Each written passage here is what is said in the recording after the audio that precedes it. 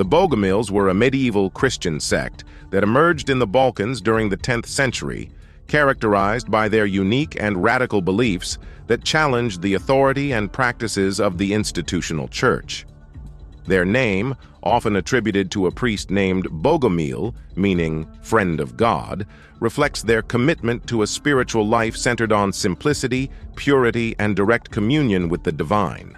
The Bogomils were deeply rooted in a dualistic worldview, influenced by earlier traditions such as Gnosticism and Manichaeism, which framed their theology, lifestyle, and resistance to the prevailing religious and social order.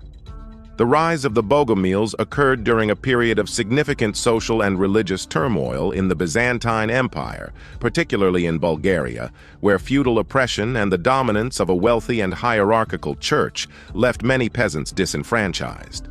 This environment of discontent provided fertile ground for alternative spiritual movements that sought to address the spiritual and material struggles of ordinary people.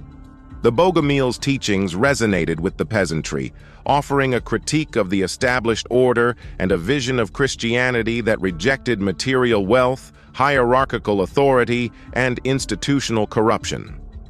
The movement's dualistic theology drew from both Zoroastrian influences in Persia and early Christian heresies, blending these with local traditions to create a distinct spiritual framework. According to Bogomil beliefs, the cosmos was divided between two opposing forces: a benevolent and transcendent God, who represented ultimate truth and goodness, and a malevolent creator, often identified as Satan or the demiurge, responsible for the flawed and corrupt material world. This cosmology positioned the physical realm as a prison for the human soul, which, through spiritual awakening and renunciation of material attachments, could ascend to the divine. At the heart of Bogomil theology was the idea of dualism, which held that the material world was inherently corrupt and the result of an evil force's creation. Unlike the Orthodox Christian view, which sees God as the creator of both the material and spiritual realms, the Bogomils believed that the true God had no part in the physical world's creation. This theological stance led them to reinterpret many aspects of Christian doctrine and scripture. They regarded the Old Testament with suspicion, viewing it as a testament to the demiurge's work, while the New Testament, particularly the teachings of Jesus, was embraced as a guide to spiritual liberation. The Bogomils rejected the sacraments and rituals of the institutional church, which they considered empty and rooted in materialism.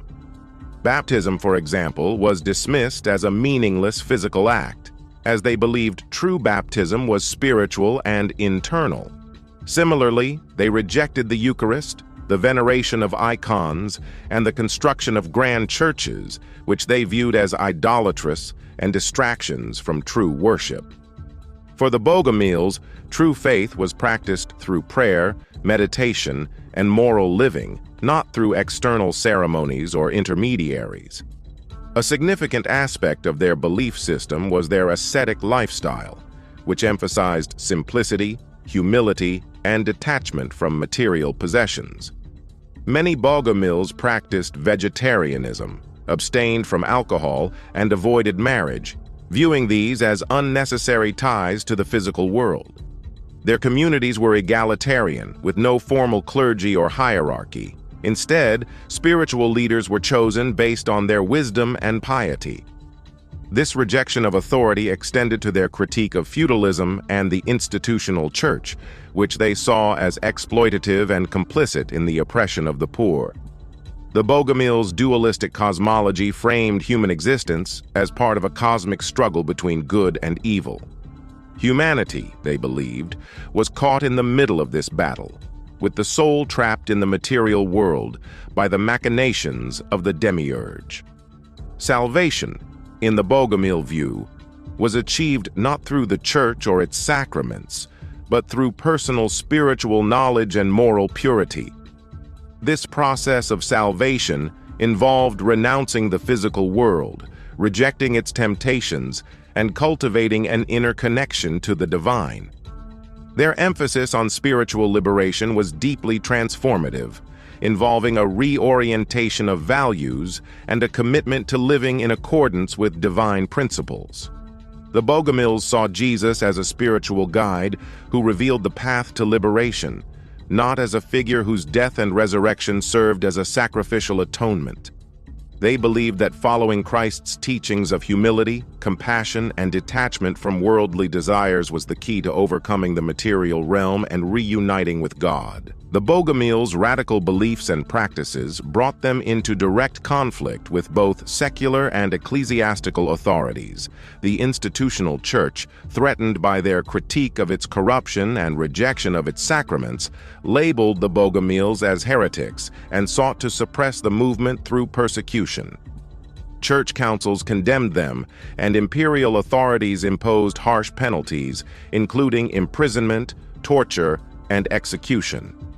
Despite this, the movement persisted, adapting to persecution by organizing in secret and spreading its teachings through oral tradition.